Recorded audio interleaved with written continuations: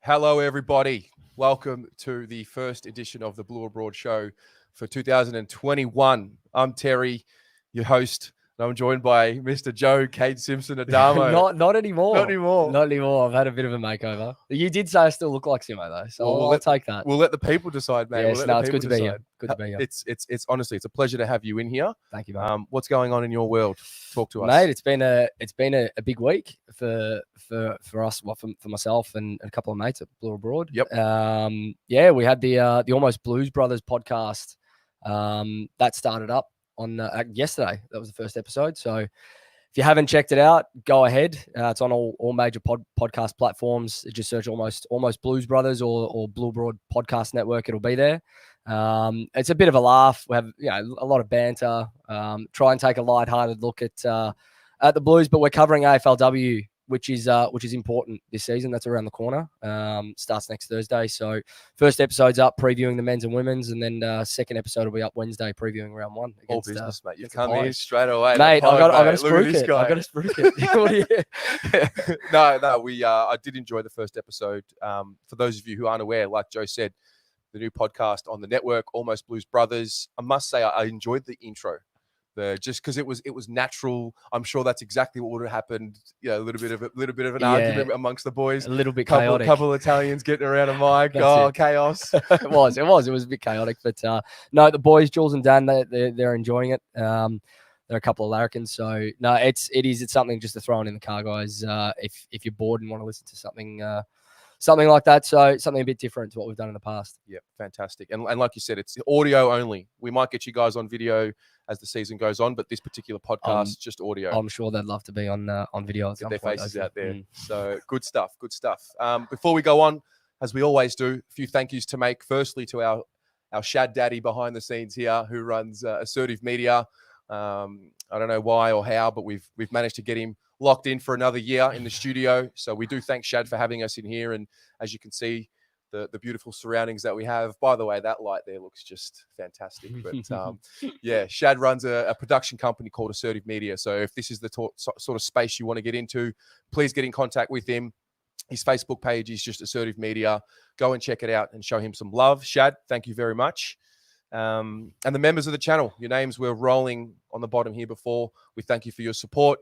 It's going to be another big year of giveaways, and that's really able to happen through your support of the channel, watching videos.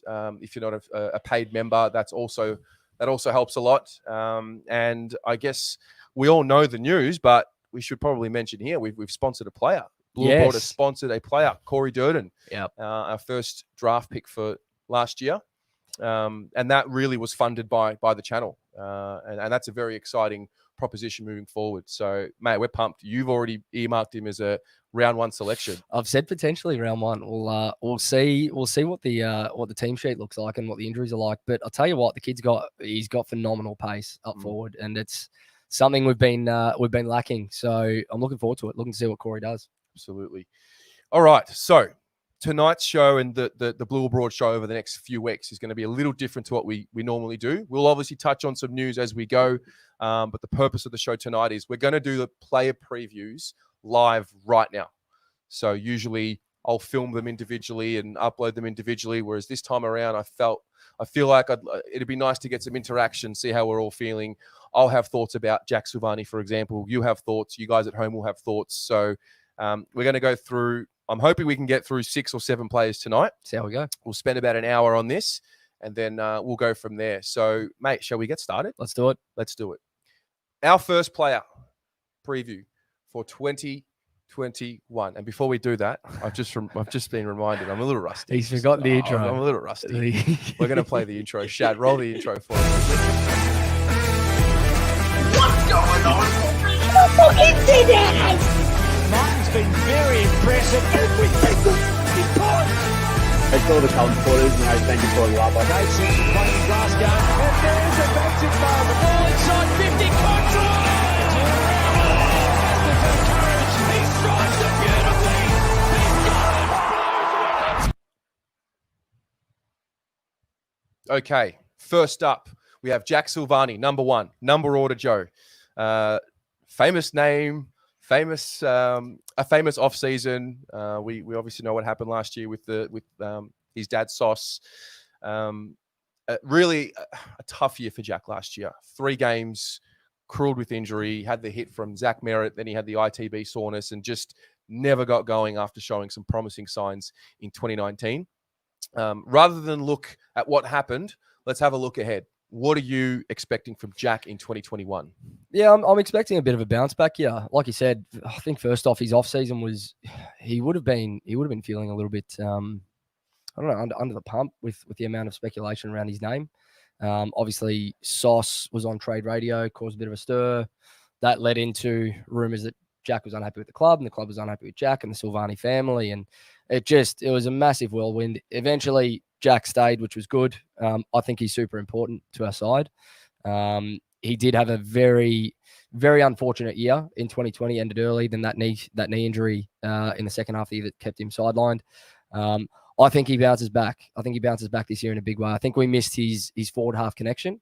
His ability to use the ball forward of centre is as good as anyone on our side, I would say. And I think when you look at our inefficiencies going inside 50, his talent and his skill level was sorely missed as a result of that, and it was evident. So they're my thoughts. I think he slots straight in, to be honest. He's a lot of people have him as sort of a top 26 player.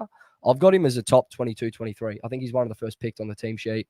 If he's not, I question what our intent is going forward and whether or not our ability to move the ball forward in a more clean and efficient manner is actually at the forefront of what we're doing, because you're not going to score goals with the way that we're moving the ball inside 50 last year. Yeah, he brings the footy IQ, the things you can't teach. He's been around footy his whole life. He's been around the AFL system his whole life, which in a funny way, I think is what allowed him to get through the whole scandal with his dad and just come away with it without overreacting too much. There was a lot of talk about, he might leave. He could be fed up. Rumors flying left, right, and center. I think he handled it very well. And ultimately, I think the best way to respond to something like that is what you do on the field. So, yeah, I'm with you. I mean, there is a notion. Now, again, I'll put the question out to you guys. Where do you want to see Jack play in 2021? And the reason why I ask it is because I know that it's going to be a bit split. Some people think, he played a half on Nat 5, showed some promise in 2019. Maybe he can be used as a tagger. I actually think he's the third tall forward. Yeah, that's interesting. That's me. That's how I see him. I think he's a guy that can rotate forward. Rotate into the midfield. He's 194 centimeters. He doesn't play like he's 194 centimeters, though. That's right. And that's the thing. I think the difference between him and McGovern, for instance, McGovern plays like a third tall. Jack kind of doesn't. He plays like a half forward flanker. He plays as that high half forward, that connector. So I think you're right. I think he could play that third tall, if you want to call it a third tall. And yeah, his ability to go through the middle is invaluable. Do you want to see him there in the midfield? I think he's shown enough. Both at, I think, VFL level in 2018 when we first threw him there, he showed a lot of potential with his tackling ability. And like you said, in 2019, that job he did on Fife was phenomenal for someone that rarely spent time in the middle. So, yeah, absolutely. I'd want to see him rotate through there. He's another big body that can help Cripper. We speak about bringing in big bodies from outside the club. We've got plenty of them. Yeah, he added the ability to not go to ground. Strong through the hips. I think for me, the focus for Jack and what I want to see as a fan this year is executing on when he marks the ball. He can sometimes get a little caught out, drops the ball a lot. I think now that he's in that 6th year, strength in the shoulders and just in general in the system for a couple more years now, I think he's ready to go. But you guys at home, let me get some comments. We'll look back on these previews at the end of the year and see how we all went. Bryce Richards says Jack will have to earn his spots. There's no lock in the 22. He'll be competing with Bam Bam for that spot. Debbie O'Connor says, I think he can be a swing player anywhere needed. Robbie Varley says, I've got Jack in my top 22. He's 194 centimeters. He's really versatile. He absolutely bleeds for the jumper, which is a huge thing for me. Downside is his kicking for goal accuracy. I'd start him off the bench and let him plug holes that we need. Love what I'm hearing there. Skill Me Up on YouTube says Jack brings desperation, and we have lacked that in the past. But for us to improve, we should be seeing that now from other players. Yeah, I think there is something to be said for that. He plays with passion. Oh, absolutely. Always. Plays for the jumper. Yeah. Plays for the jumper. And you'd expect it with the name that he I know people say that the name doesn't mean much as what the jumper does, but when you've got that name and you're pulling on that jumper, they are synonymous. So Absolutely. he does. He plays with absolute passion for this club. You look at the Bombers, mate. They lost to Danaher. Look at it. Exactly. Basket case. They are a basket We are case. happy to take shots at Essendon any chance we can get. I love it. Yeah, don't even get me started on their off season. Yeah. So that's Jack Silvagni. I think he's primed. How many games do you think he should be aiming for this year? I think he should be aiming for all 22. Yeah. To be fair, I think he would have played every game last year if he wasn't injured. He was in fine form to start the year. That game against Richmond, I think he kicked 2 goals. He influenced a couple late in the fourth, and especially on that comeback against Richmond. And yeah, just unfortunately fell to injury. But I think 22. So you've got him absolutely in the best 22. He has to be. Week to week. If Jack's in our best 22, I think we're running at optimum level with him there. Fantastic. What about you guys at home?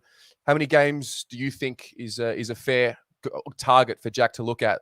Let us know. I've got him down as 15, aiming for 15 or more. I think we've got a bit more depth in the forward line, and not to say he can't play 22. I'd love to see it. I'd love for him to, by the end of this year, we say, yeah, Jack has to be playing no matter what. But I think coming off the year that he had, I'm not sure where he's at with his fitness now, if he's on a modified program yet. It's a bit of a shame that we can't go to open training just yet. But I think 15 minimum. Ali on Facebook says 18. Tyler Shaw says the same, 18 to 22. So there's a few. And I think he gets into that upper range if he pushes McGovern out of the side. That's what I look at. If McGovern's out of form, Jack's in form, you have to play Jack over McGovern. Interesting. Mm. Oof. Very So it is. It's a big call, but big call. Mm. Love it. Paul Harvey says Jasos to play 20 games. So people are looking at him there. Okay, I like it. Let's move on. Number 2, Mr. Paddy Dow. Another one who, for some reason, it seemed to have been overlooked. He's 2020. He was injured all year. He played a couple of games. He came back into the fold. He played 3 games as well. He came back for the Collingwood game, I believe. Just his body wasn't right. His knees were playing up, and we missed a year of Paddy Dow. He does cop criticism. There is this notion of his kicking needs improving. Again, not wanting to look too far behind because it's in the past. We're looking at 2021. Where is he at for you, Joe, and you guys at home? And what are you looking at for 2021?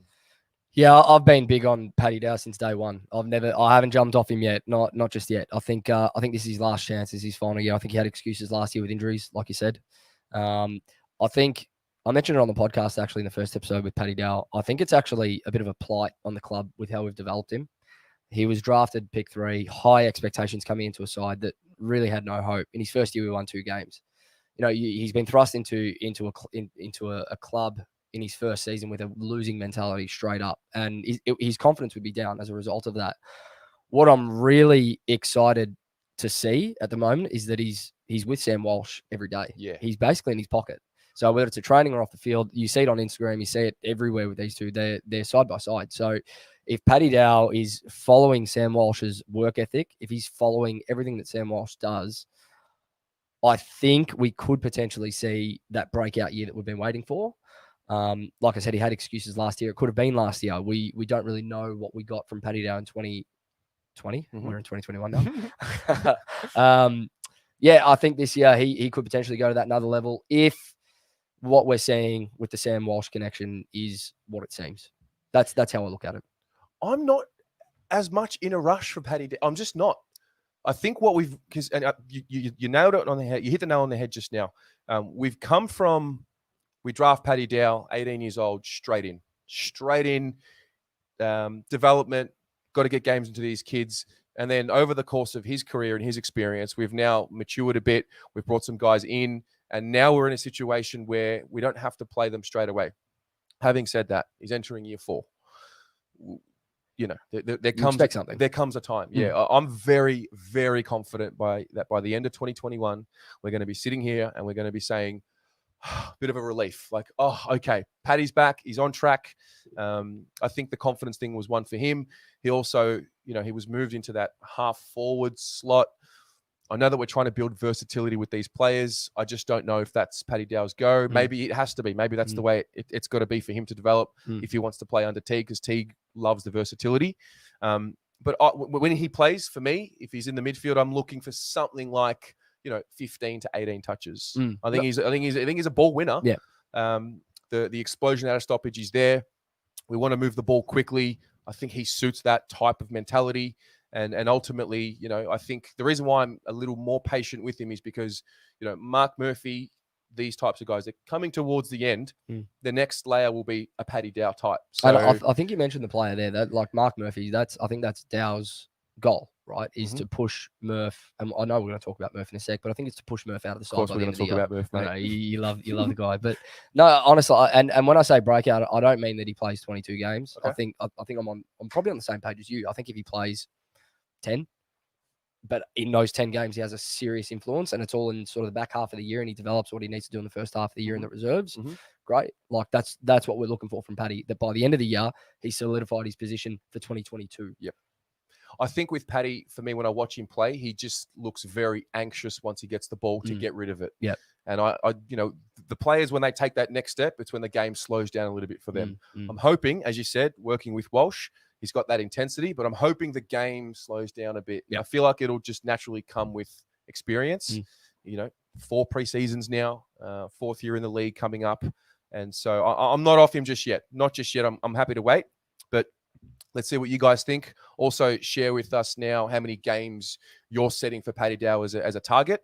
We've got Bryce Riches here. It says, Paddy Dow is now squeezed out with Fish, Williams, etc. Sadly, he'll have to work hard for his spot, but would love to see him go on the wing more with Walsh and Murph getting older, as he said. Costa Pappas says that Dowie needs to be a bit more consistent. He's got heaps of potential and he should improve, having put on some muscle. That's another point as well, where the focus of the preseason with Jack Russell was a bit more strength throughout the body. So that's something I feel like he's already got. He's got power. Yeah, always had that at under 18 level too. You saw it through his hips. And you actually saw it a couple of times in 2020 in some of the games that he played. Like he's really strong through the hips. So everything we're hearing out of, or what I've heard out of the training reports is that like a lot of the players have put on 2-3 kilos in muscle. And it's I know it's a bit of a tangent, but it's good because we've always been undersized because we've been so much younger. If these players are putting on 2-3 kilos of strength, like it's going to make a massive difference. Absolutely. Finals football is tough, hard football. Have to be. You've got to be powerful. Yeah, absolutely. Yeah. Pommy says it's make or break. It's that time where we know what he is. Is he the line breaker? Is he the wing player? He says he thinks 2021 is the time. He says that the first 10 games potentially in the VFL, and then he thinks that Dow will feature heavily in the back end.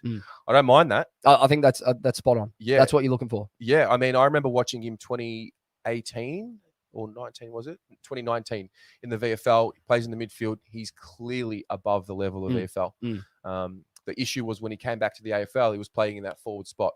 So where are you wanting him to play? As a midfielder? He was drafted as a midfielder, right? Yeah. So he wanted to play through the midfield. If he can break into that midfield and be a consistent player towards the back half of the year, it's going to say a lot about where our side's at. I think, that's the expectation. Okay. Yeah. You guys at home, what's the game's expectation? We've got James Orico who says 5. Jordan Lansom says around about 6 to 10. Ali Chinar says 12 to 15. I like that. I like that a lot. I'm happy to give Dow some love. I think we've got to get around him. You do. The confidence is low. Absolutely. And it's not going to get any better if we just keep lashing into him. No, I don't think he's deserved the criticism that he's got, to be honest. Like we forget that he's only 3 years in the system this year. Yep. Like we put so much pressure on these players so early these days. It's ridiculous. We do. So that's Dowie. The next player on the agenda is just an all-time Carlton great in my world anyway. Here we go. It's none other than Mr. Marc Murphy. He's the veteran, which it's crazy to say it. He's the veteran of the team. He is. He carries the Carlton torch, I believe, now that Kate Simpson's gone. He's played 285 games. And say what you like about him, he's played 285 games for the football club. And I'm very excited to have Murph playing in this team where I think everyone around him is starting to get a bit better. Yeah. And he's not now looked at as the second best guy on the team or the first best midfielder in the team. He's got some others around him to help him. What are you looking at for Murph in 2021?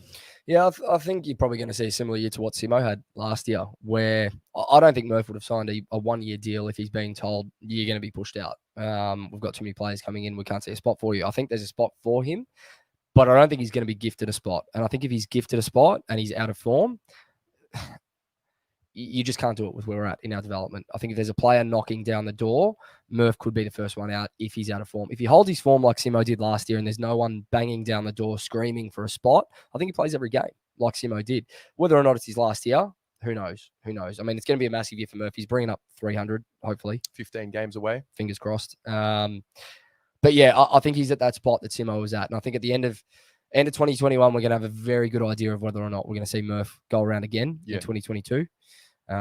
Much like with Simo. I think if he holds a similar vein of form that we saw from Simo in the first to middle sections of the year, he'll most likely play every game. But he's got to do it. And that's the question that I've got, is whether or not he's got enough in the tank with the players coming in. You know, you're gonna have Williams running through the middle. You know, players like Dow that we've said we've got big expectations for in terms of taking a little bit of a step. Nick Newman coming back into the side. You know, you had Jack Newnes arrive last year, who essentially plays the same role as Murph anyway. How many of those types can you have? Can Murph hold his spot? Is the pressure going to build too much? There's more questions than answers at this point. I hope Murph can hold his spot. I want to see him get to 300. But I don't want to see him gifted a spot. That's my biggest concern. No, that's fair. I think there's this common misconception with Murph that, he's really slowing down. You know, this is his last year.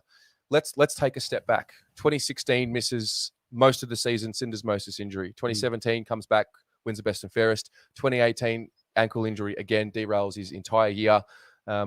He's never been super quick, but he's been super quick with his decision making in traffic. And that's the thing with him. And I mentioned how he carries the torch. Go back to that Collingwood game, first quarter.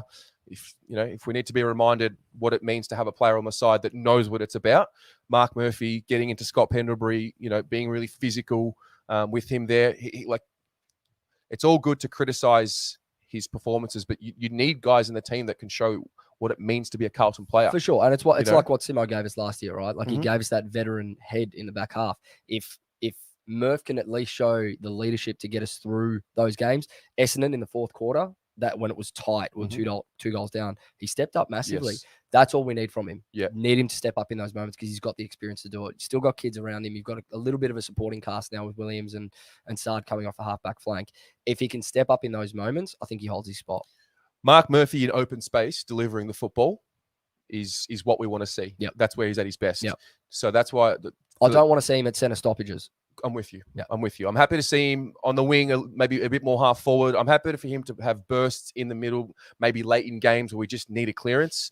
I think he is a great link in the chain. Him, Cripps, Walsh, Williams, the four of them working together. I think we're set up there very well. Yep. Obviously, I'm biased, so I'm going to step away now. I'm going to read out some comments because I feel like I've just gone overboard and started talking about my boy. Greg Whitaker says, with our roster now, can't see him in our best 22. He needs to fix his hand passing and patience before close. Fair enough. We've got Pommy. He says, Murphy to hold the fort first half of the season on the wing like last year. He'll spend the second half as a pocket forward to retire end of the year because Carroll and Dow have opened the door in 2021, and he'll coach the VFL next year.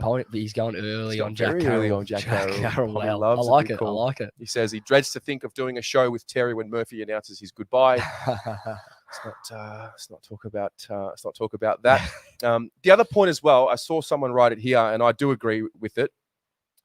If this is his last year or his second last year, can we not just enjoy him?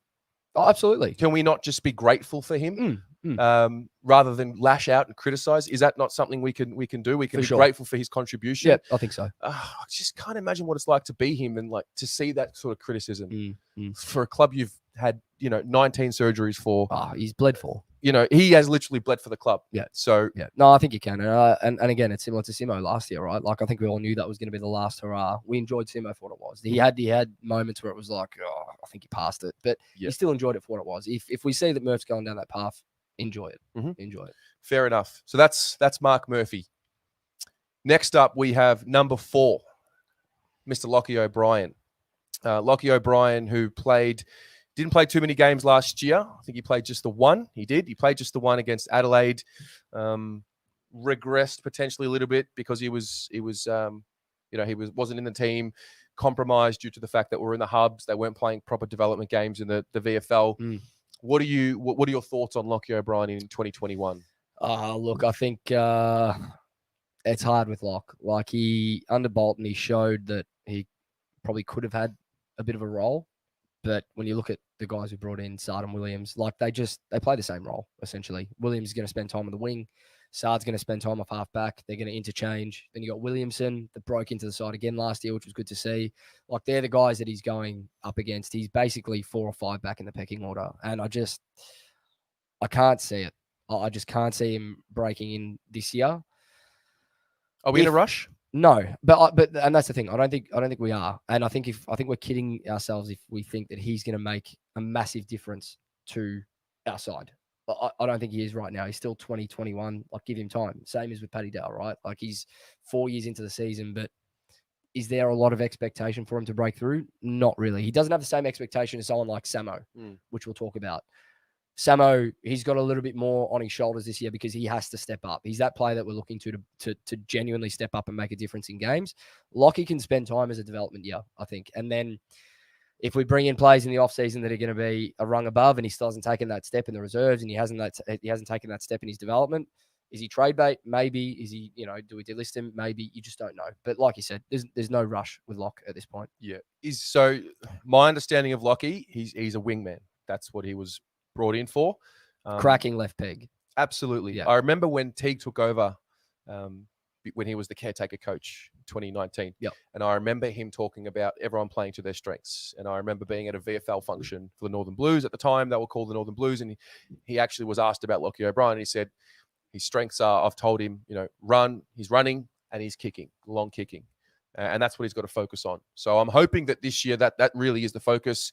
Back in the VFL, back playing the games as they normally are played. And I think he can find some form there, find some confidence. I do feel like he's another one that we've got to get around a little bit. We've got to give him some confidence. We've got to let him grow. It's just so hard because it's finals or bust. We're in that mentality. We're the fans. We want to see success. We're starved, all of that. And it can spill out onto the players. But I'm a little mindful of where he's at. I will say this. I think for me personally, it's all about what's his mentality like, in the contest. Again, 4th year coming up. Yes, he's an outside player, but can we see him play with that real hunger and desire? I know there was a clip put out on the club's Instagram the other day, and there was a kick that he made, and it looked like he didn't follow up, and Cottrell, who was on him, got to the next contest before him. And short clip, but I think people are now really looking for this desire and this effort. You're going to need it to break into this side. Absolutely. I think we're going to be hungry. We're going to be hungry. So, yeah, absolutely. I think it's just a development year for him. See what comes of it. Yep. You guys at home, let's see what you think. We've got Black Carrot, who made an $8 donation. Thanks very much. Thank you, mate. Mr. Black Carrot, he says, Skill Me Up says, Lob will play well in the VFL. He does kick it well, and he may well feature in the VFL team of the year. That would be okay. I wouldn't mind that. If he was, really pushing, in the VFL and dominating in the VFL, yeah. Would you be okay with that if he didn't play this year or maybe played 5 games? Yeah, I think even 5 games is a stretch, to be honest. Like, we're going to have a few injuries, I think, for him to be looked at. Like, I think he's that far back in the depth chart at the moment, which is fine. But to that point, like, if he's in the VFL team of the year, great. Like, he's shown that he's at least stepping up at that level to go, all right, I've had my development year. I've killed it at this level. I need to have a big preseason in 2021-22 to get into the side in 22. What can I do? So I think that's pretty much spot on. Yep. Wildy says that he needs to play to his strengths and run all day. His delivery of the ball needs to be elite. He's a depth player. Debbie O'Connor says, give the kid a break. I'm with you, Debbie. Let's give him a break. We're there to criticize where it's warranted, but we do want to give him a break. We can give these kids a break now too, because we've brought in a support cast. You've got Newman coming back, brought in Williams, brought in Sard. You've got Nunes there as well for depth. We've got a supporting cast for the guys in the middle. The problem in the past is that we just didn't have that experience and that age depth. We've got that now. These kids can take their time. There's no pressure on these guys to step up to a point like Sam Walsh and have all these expectations, and he absolutely breaks the ceiling. Not everyone's going to be a Sam Walsh. Rarely are you going to get a Sam Walsh. I think these kids can take their time. He's a now. Once-in-a-generation type player. He is. This is just going to become the Sam Walsh preview. Yeah, well, it very easily can. I could turn it into an hour if you want. No, fair enough. So how many games are you looking at for Lachie to... I've got no expectation. I'm just going to say 0. Let him play. I think just let him develop. Yep. Let him go. Ali says 3 games this year. We'll leave it at that and we'll move on. But we want Lachie... I want to be sitting here and reacting to this exact preview and saying Man, I got it wrong about Lachie. Yeah, I agree. He played 12, 13, 14 games and I he's agree. back in the fold. Yeah, no, Just there'd be it nothing. makes us a finals team. Nothing better that I would love to be Yeah. wrong. I think we need to remember that. We always want them to do well. For sure. So we'll move on. Next up, we have number 5, Sam Petrevski-Seton. 22 years old, 182 centimeters. He's now definitely moved to the halfback flank. It's been made very clear by Mr. Dale Amos, our defensive line coach, that's where he's going to play in 2021. A lot of people were talking about getting back in the midfield, getting midfield half forward. That's where he played his juniors. But they've obviously seen something in him to say that he's going to play off the halfback flank. So we can tick that off. That's where we know he's playing. What are you looking at for him for 2021? Yeah, I mean, for me, it's disappointing that we see him there to begin with. I just think he's got. You've always been big on him as a mid. He was drafted as a high half forward and through the midfield. I don't understand the mentality of playing him on halfback when you've brought in guys like Zac Williams to bolster that spot. You got Williamson that took another step. You don't need Samo there. I'm not going to go there. I think I've said it enough in terms of how disappointed I am with that. I'll focus on him as a halfback flanker for the purposes of this because it is where he's going to play. Unfortunately, he might pinch it a bit higher up the ground. Yeah. But I think for Samo this year, he's got to have an impact off halfback. He just has to. There were times last year where his decision making was quite poor. I like the fact that he looks inboard, but he needs to look inboard at the right times. Gotcha. At times it was crowded. He tried to hit a pass between two players, for instance, in between opposition players. It just didn't come off. It hurt us.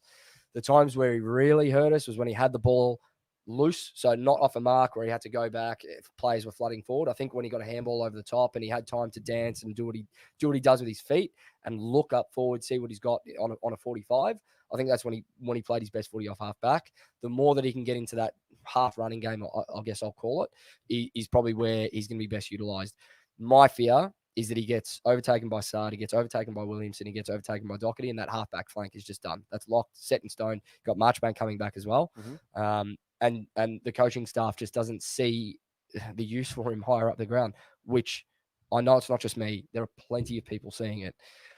That's my concern, is that he gets lost in the depth. He loses his confidence completely because they're not pushing him higher up the ground, where last year he played up there. I reckon twice he got thrown into the middle and twice he got a centre clearance. Like, it's abundantly clear to me where he needs to play. My concern is he gets lost on that halfback flank, and he's just going to be a what if. Yeah, that is my, and it's no plight on him. Yeah, it's nothing to do with Samo. You just see him as a mid. That's what you see him as. That's how you see him at his best. If they're putting him on the halfback flank, what's he going to do? Yeah, I think again, referring back to Dale Amos's preseason preview about him, and he did an interview with the Blues Footy Podcast boys as well. Spoke about him and Lockie Plowman and some others. My thing with Samo is, and I think it'll happen this year. I'm very optimistic. I think he spent the full year last year as, in defense, did the preseason there. He spent the back half of 2019 in defense. He's now taken that step back. He's got the defensive attributes sort of where they need to be. He doesn't need to be a one-on-one defender per se, but just to be accountable. I don't think he had too many bags of goals kicked on him. There were a few contests where it didn't go well for him, but it's footy. It happens. Yep. The fact that we love to move the ball from defense to offense and really play off the counter is what I'm excited for him off the halfback flank. Yep. Now, yes, I'd love to see him as a midfielder, but there's also a reality. Can he really withstand the rigors of the midfield? Because he was getting a lot of soft tissue injuries. A lot of those quad injuries were happening. I know it was early in his career and his body has developed, but it could be something to do with that. For me, it's all about his follow-on work. I'm not calling him lazy, but, Adam Sard kicks the ball, runs on, wants it back. If we can get Samo doing the same thing and providing more run-off halfback after he disposes of it, because ultimately we want the ball in his hands. Yeah. He's a good user of the football. Yep. We want him to have the ball in his hands. And I'm very confident to say that by the end of 21, we'll be saying, again, a sigh of relief. Oh, Samo's back. Samo's okay. I'm looking for 18 to 20 touches a game. Let's say 18. Say 18, an average of 18 touches a game. Ball's going to be coming there a lot. We're looking to get him the ball. Yep. I'm going to back him in to really lock down that spot personally. Yeah, no, I agree. And he's not a player that needs 30 touches a game. I think 15 is enough for him, considering the skill set that he's got. And you touched on it there as well. He's going to be playing alongside Sard. And if we want him to model his game on anyone at all, I think that's the perfect replica that you'd want. So if he's going to learn from Adam Sard, that's probably the best tutelage he could get. Yeah. So yeah, maybe he does take that step as a halfback flanker in 2021. Yeah. All right. You guys at home, this is what you have to say about Samo. Dale Baker, good friend of ours now. He is. Mr. Baker. Mr. Baker. I haven't called him that in a long time. I'll call him Dale. Good evening to you, Dale. He says the best of SP5 is coming. Dangerous running forward. George believes that he's a midfielder and forward only. He's not a backman.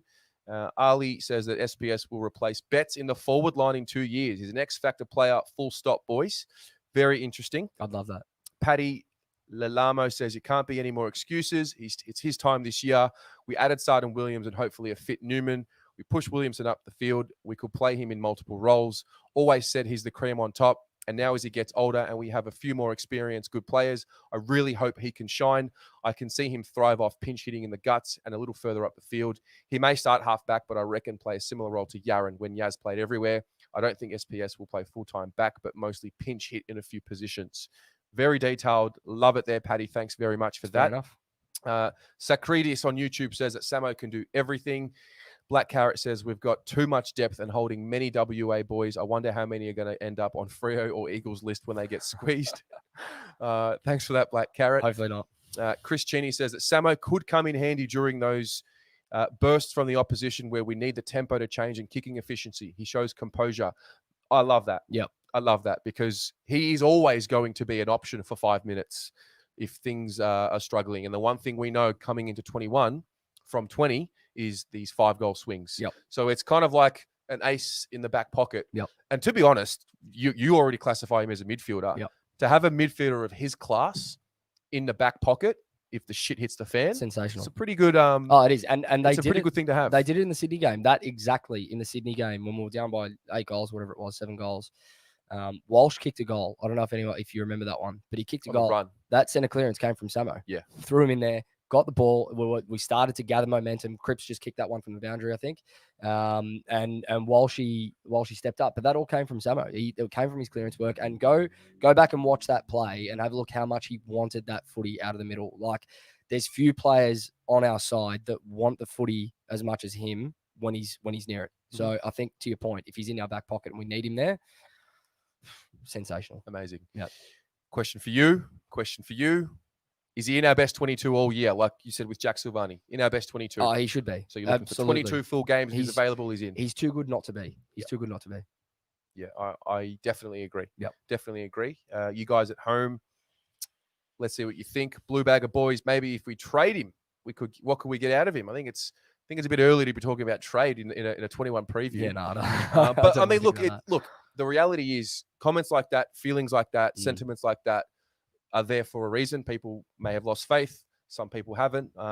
So, yeah, we'll leave it there. Yep. Samo's preview for 21 as Corin makes an $8 donation. He says, G up, brother. Thanks, Corin. Love you, mate. Next up, we've got number 6. This could go for at least 20 minutes. How much time we got left? How much time we actually got left? We've got about 21. Oh, let's just do it. Number 6, Zac Williams, 2021 preview.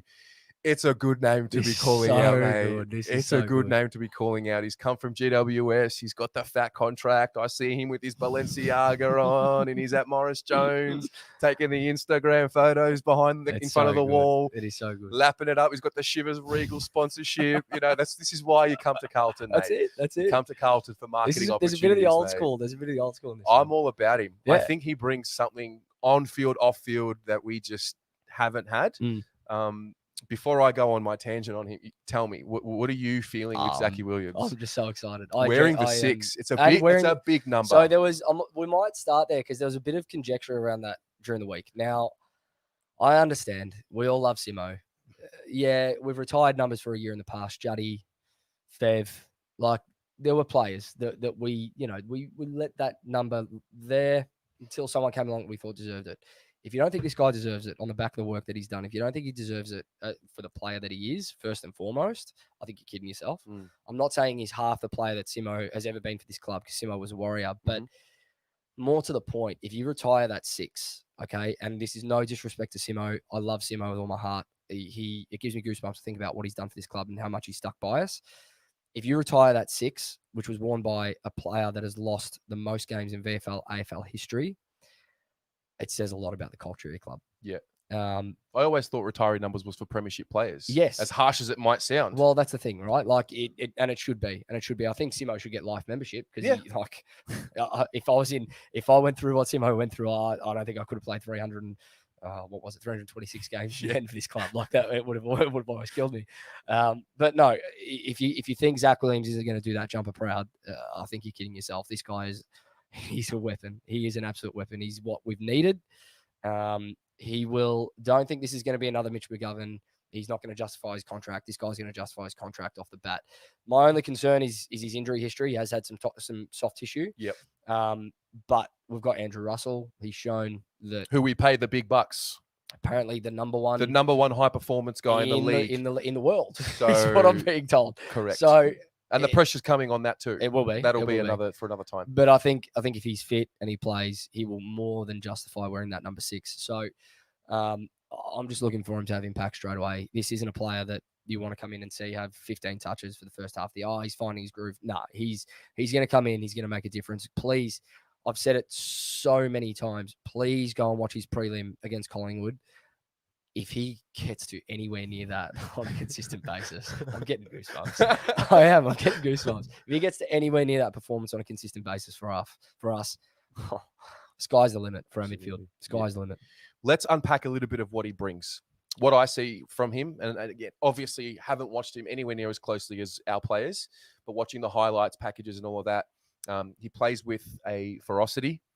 He plays with a spark, a funk, and he cuts angles. And we can sometimes fall into the trap of doing the same thing over and over again, and we don't have that point of difference.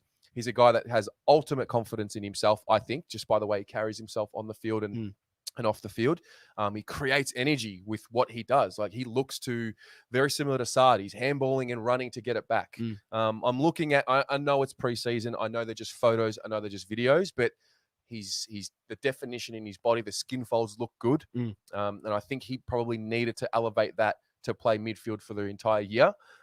I'll be honest, when he first came to the club and I was listening to interviews from Teague and even Cameron Bruce, the forwards coach, who I'll touch on what he said about him. But there was this notion of if it doesn't work out, we can always put him on the half-back line, which is true.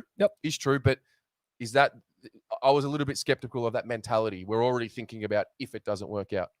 So obviously he'll start as a midfielder.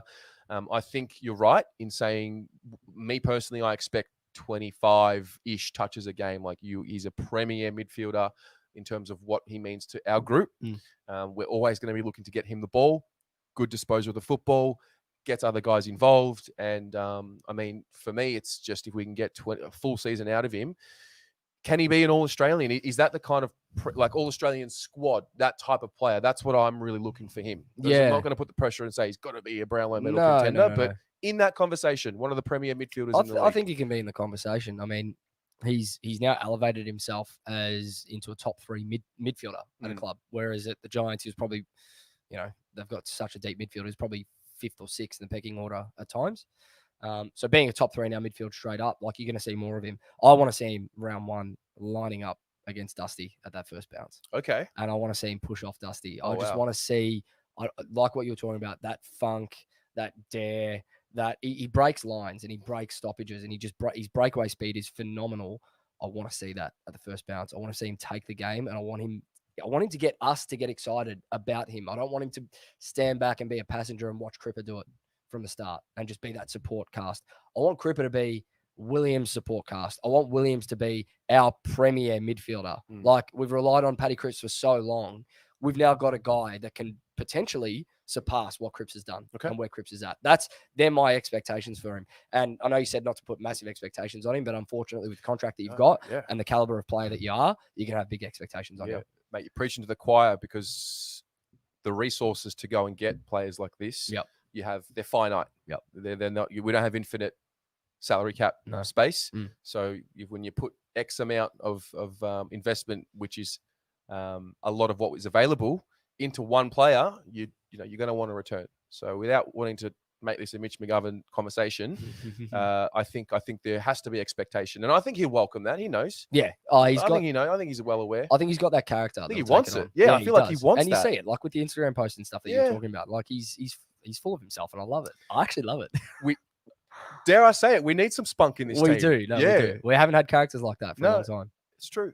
Let's see what you guys have to say. Paddy Lalamo, he's looking at top 3 in the BNF, 10 to 15 goals, top 3 at the club for tackles, basically a full-time mid while Patches in the back or forward. And then in capitals, he says, hits the inside, kicks, baby, skyrockets us into top 6. Well, love it. And that's it. Love it. He goes, I need to clean myself up now. This is an interesting one. I mentioned it just earlier. Cameron Bruce talked about potentially a situation where Williams and Jack Martin do a bit of a rotation. And when Williams rests forward, Martin goes into the midfield. That is dangerous. Oh, it is. That's got point of difference written all over it because they're both short. I'm not sure if Zac Williams is a short burst player. I think Jack Martin is. If we can have Zac Williams doing his thing, having a rest up forward and kicking goals, and Jack Martin doing his thing in the mid, that's something I haven't thought about yet. But when I do think about it, it gets me excited. Yeah, not that Jack Martin's flown under the radar because I think we know what we all did in the first year. But correct. You know, the fact that he is slightly forgotten in these conversations, and you have to actually bring his name up to go, oh shit, like we've got him at our disposal as well. Like it says a lot about our depth now. Like it's so good to see. Yeah, it's so good to see. A few more comments here about Zac Williams. Pom says, all you need to know is he brings vision, finds space in a crowded elevator. He picks gaps in the traffic like they're traffic cones. He loves the X factor. He's tough, unforgiving, and he doesn't get asked for ID. And I like that. That's good. I like that. And he's Pom's namesake as well. He is Pom's namesake. So we love that. Skill Me Up says, maybe that's the backup plan with SPS. If Williams doesn't work out, then SPS goes into the midfield and Williams goes back. Again, further to the point of love that. And I was genuinely going to make that point as well. I think by the same token that you see Martin rolling through and switching with him, Samo's there on the halfback flank. We know what Williams can do off the halfback flank as well. Like he is penetrating, absolutely penetrating. Yep. A Zac Williams running down the wing chant has been given in the comments. That could start. That works. The syllables work. It does. Yeah. The thing with us, we're ready to latch onto players. Absolutely. We're so passionate. Yeah. Jack Martin did it game 1. The 4-goal game against Richmond. Yep. We love him. Yep. I think Zac Williams can do it very early. You just need one really, really good game, and we're on. We'll not even a game. You just need a moment. I think it's a moment. Okay. Yeah. Like I think it's Jack just Noons. Yeah. Yeah. I think it's kind of like step up, show us what you got in tight situations, in moments that matter, and we'll get on board. But you know, I think he's just going to burst out of the blocks. I'm so excited. I'm so pumped. excited. I'm pumped. Yeah. We'll call him Mr. Shivers. I don't know. He's the walking, talking marketing board. He is now. So that's Zac Williams. Let's move on. Before we do that, we've got Cal G35 with an $8 donation, and Cal G has said here, I can't wait for the number 6, aka Hall of Famer, Shivers Regal on the rocks all year. I love it, baby. Let's go. Love it. Let's go. Love it. Every time he kicks a goal, we'll have a shot of Shivers. We'll have a shot of Shivers. Love Oh, God. I'm down for that. I mean, hopefully he doesn't kick 40. That's all. I'd happily get alcohol poisoning to see him kick 40. Okay, number 7, Mr. Matt Kennedy. He actually had a pretty good year last year. Now that I've gone back and looked at it in retrospect, he averaged 16 touches. All of his main statistics were above average, rated above average, pursuant to the AFL rankings here. He played the 7 games, obviously a shorter season, and he showed some signs. He actually did. He actually showed some signs last year heading into this year where we thought, okay, is the penny dropping? Yeah. What are you thinking about Matt Kennedy this year? Because he's not someone that gets spoken about a lot. No. I mean, he can be that big body. I said it before. We talk about bringing in big bodies from other clubs. We've got another one there in Kennedy, and he did show what he can bring at those stoppages this year, I think. He's got an aggression that not many of our players have, and you saw it in the Brisbane game. He got real feisty in that second half. Jumper punching and just getting in the face of players. That's what you want to see. It's what we've been screaming for from Kennedy for so long. Maybe you're seeing that now because he's feeling a bit of pressure to break in and to actually hold a spot. Whereas when we first brought him in, he was touted as just best 22 midfielder because that's the depth that we had. I think if Kennedy can break into the side, it'll say a lot about where we're at. I think he plays really well alongside Setterfield. as that second big body to Cripper. So I don't think you can't have Cripps, Curnow, Setterfield, and Kennedy on the field at the same time.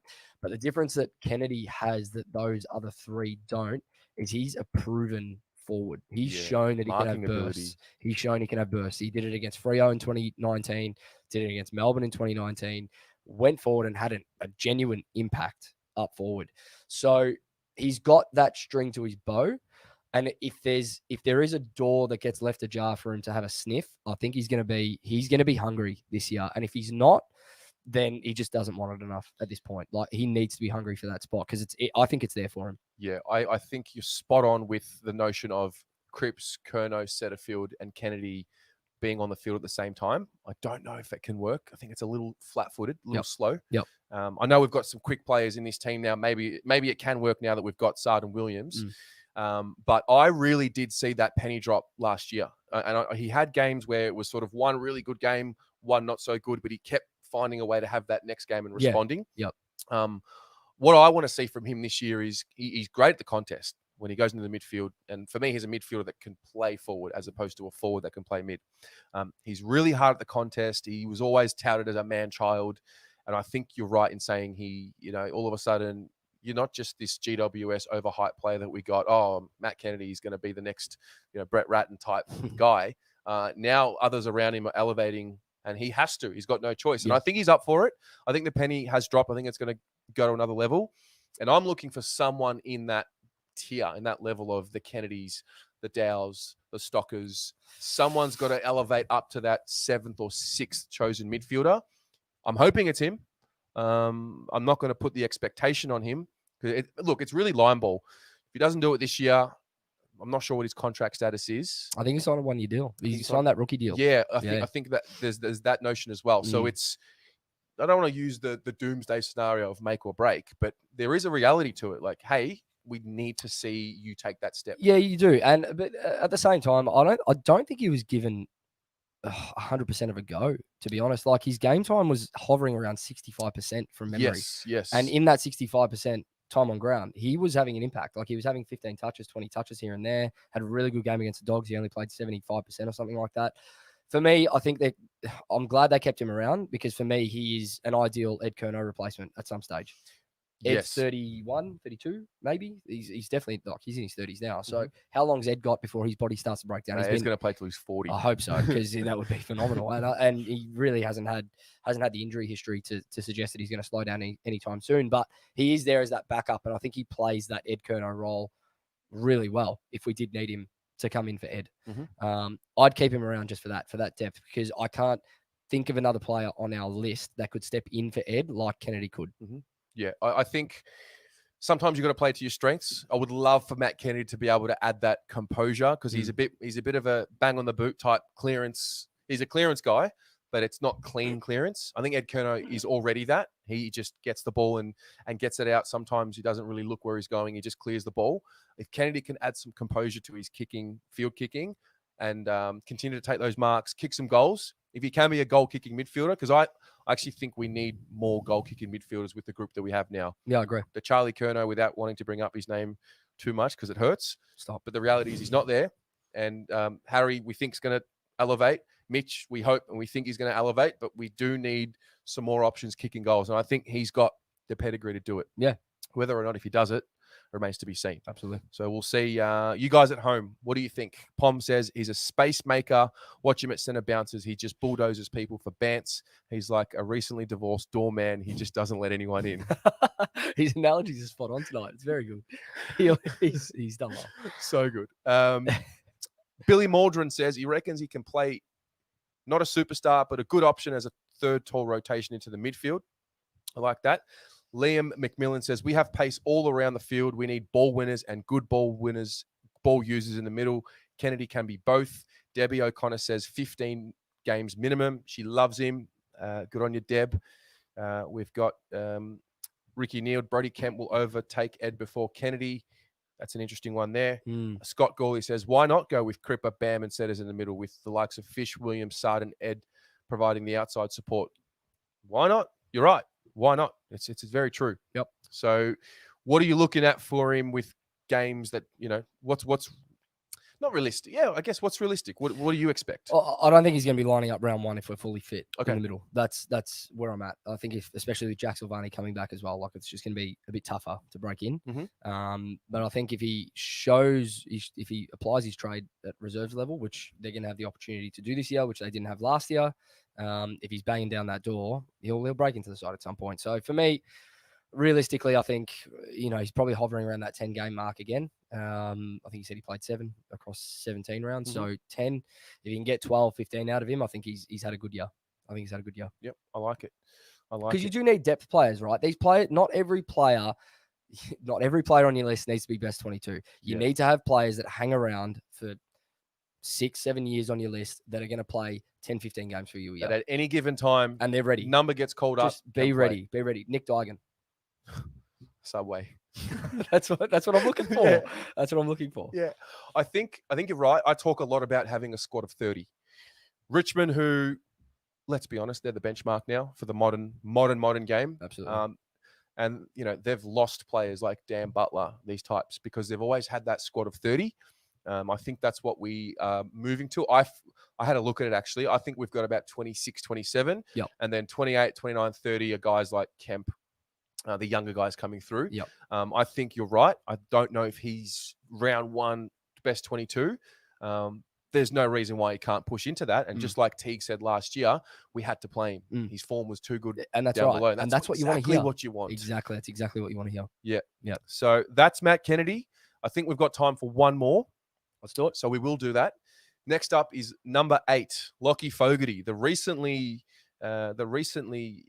acquired number 8, which was a very interesting selection. We know we love Matthew Cruiser. We know that no numbers were retired, and I personally think that's fine. Yep. No premiership players, therefore no need to retire For numbers. sure. I don't know much about him. I'm going to be dead honest. I know he filled in some time for Joel Selwood when Joel Selwood had the hamstring injury in 2020. Yep. Played some good midfield minutes. Joe, what do I need to know about Lachie Fogarty? You'll fall in love with him because he's basically Murph.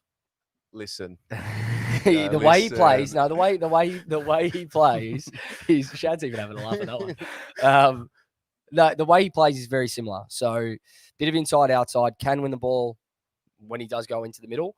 But if he gets it on the outside, he's got pretty good ball use coming out of the middle, and he's got pace. Like he's got some really good breakaway speed from a contest, which Murph had early in his career. We forget about. So, if you look at him from a midfield standpoint, that's probably the closest on our list that I'd compare him to from what I've seen, especially last year in those games that he did step in for Selwood. But I think where he's going to have most impact long term, we traded for him because we needed that small forward depth, right? So he's going to pinch hit in the middle, but he's going to mostly act as a small forward. And I'd love to see him and our man Corey at some stage break into our small forward line. Like we've got depth there now, which is really good. You want to see him when he comes into the side, kick a couple of goals, like have an impact. And I don't care if he has 10 touches as long as he kick, or 5 touches, as long as 2 of those are goals. Gotcha. And if he hits in the middle, if there's an injury during a game or whatever it may be, and you've got to throw him in there, he's got the ability to do that. So he's young. Again, give him time. I know we've traded for him just because he was a trade target. Doesn't mean that he has to come out of the blocks flying. I think this is someone that we need to be patient with. He's not going to play. I can't see him playing. And if I'm wrong, great. Fantastic. Even better. I can't see him playing 22 games. I can't see him playing maybe even 10 games. But when he does come in, expect him to have some sort of an impact because we've traded for him for a reason. Yeah. From what I have seen, and obviously with highlights packages, it's always going to be the, like it's the name suggests, highlights. Yep. Always the positives. But he looks like a real goer. He's a tackle machine. Yep. And for a guy his size, he just goes in for it. I think that's exactly what we need in the forward line. Me personally, having him there as that forward that can pinch it through the midfield, I'm personally hoping that allows a guy like Gibbons, who has probably been in that situation where Fogarty is now, to come into the midfield a bit more. So that's what I'm looking for. I think we've definitely addressed the pressure element with these smaller forwards. I think Corey Durden's, that's what he's known for. He's third, fourth, and fifth efforts. I think Fogarty's going to be the same guy. Do I have expectations of him playing too many games? Not really. I mean, he's 21 years old. He's in that similar age bracket to Paddy Dow and Lochie O'Brien and these types.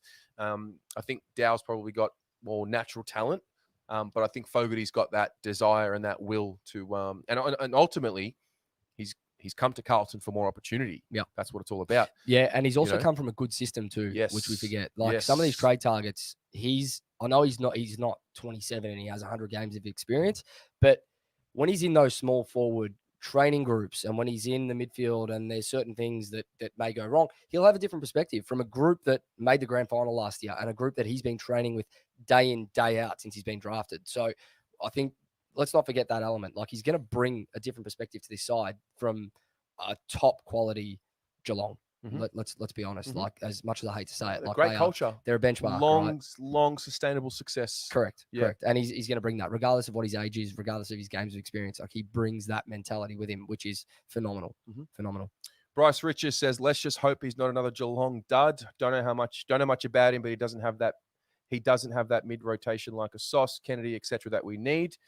That's interesting. I don't know. I feel like he does, but that's fair enough. Ali says Geelong is going to regret trading him, boys. Pressure player. He'll surprise a lot of us. Billy Maldron, he says, hard at it, pressure player, and that's exactly what we lack in the forward line. Him and Fisher will be brilliant at Big H's feet. That's probably you're probably going to hate me for this, but that's probably where he differs from Murph a little bit. He's a bit harder at it, Tez. It's all right, mate. 285 games. I had to throw him. You can't be. No, you triggered me. Can't be throwing Murph shade. I had to throw him. Oh, mate. Anyway, no. I get what you're saying. love Murph. I get what you're saying. Yep. I get what you're saying. Idiot. You throw me off, mate. About to end this. I've had enough. No, that's fair. Pom says the fog dog, just like a Swiss Army knife. One end cuts, one end opens things up, hoping he becomes a key as a Teague player. He can lay pressure forward, then a fan cam sesh, but can also play hard in the midfield. Skill me up, says he surprised me, to be honest. I did not expect him to have that build, quicker than many may think, and plays with a desperation at times. He may be our new Matty Wright. He was a handy player. He was very handy. He was a very handy player. Very handy. So that's that. Joe's triggered me. I've had enough. That's been your Lachie Fogarty preview for 21. We're going to end it there, guys. Great to be back, Joe. Missed Kate Simpson debut. You've really gone through the preseason perfectly. I have. Yeah, you've done your time. You've come on a fan cam. You've helped edit articles on the website. Speaking of, I want to thank Ari Stamatdakos, who did a great job helping out with the player reviews. Sensational. And Helena Petru, who is helping us with the AFLW content as well. We love your contributions. Then you started popping up on some videos. Now you got your own podcast, mate. Look at you, growing before our eyes. No. I'm not getting ahead of myself. It's been good. It's been good to be here. It's been a fun 6 months, but the next 12 months are going to be even bigger. I'm looking forward to it. It's absolutely. Good. Guys, thank you very much for joining. We'll see you next week.